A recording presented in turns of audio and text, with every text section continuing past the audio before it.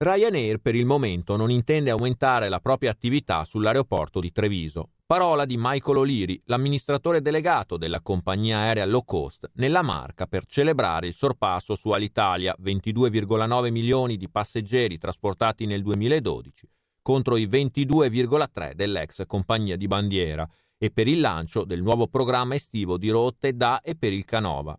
Per l'anno in corso, ha spiegato O'Leary, il vettore irlandese conta di mantenere il 1.700.000 viaggiatori su Treviso, già raggiunto nei 2 anni precedenti. La mancata crescita è dovuta a 3 fattori. Primo, almeno per i prossimi 2 anni Ryanair non avrà a disposizione nuovi aerei. Secondo, i costi dell'aeroporto di Treviso, il più caro tra gli scali serviti dalla compagnia in Italia dopo Ciampino. E infine, anche se non è la ragione principale, ha spiegato il manager, la volontà di mantenere i buoni rapporti con il territorio riguardo al rumore.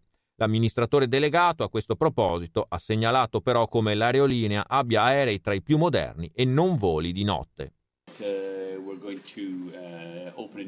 La sola ragione per cui abbiamo contestato Verona è che Verona non ha rispettato gli accordi, per cui noi abbiamo smesso di volare al Catullo. Non abbiamo mai avuto problemi con Treviso, voliamo lì da più di 10 anni, né abbiamo avuto problemi con Roma Ciampino, Milano o Bergamo, per cui non è un problema che si verifichi spesso.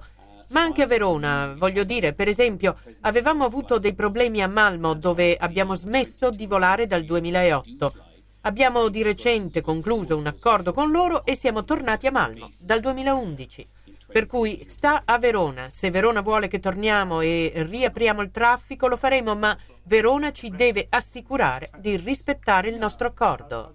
Prima destinazione servita in Italia, dal 1998 Ryanair ha trasportato 14 milioni e mezzo di passeggeri su Treviso e nel periodo estivo effettuerà 29 rotte per 240 voli alla settimana, tra cui anche il nuovo collegamento per Creta.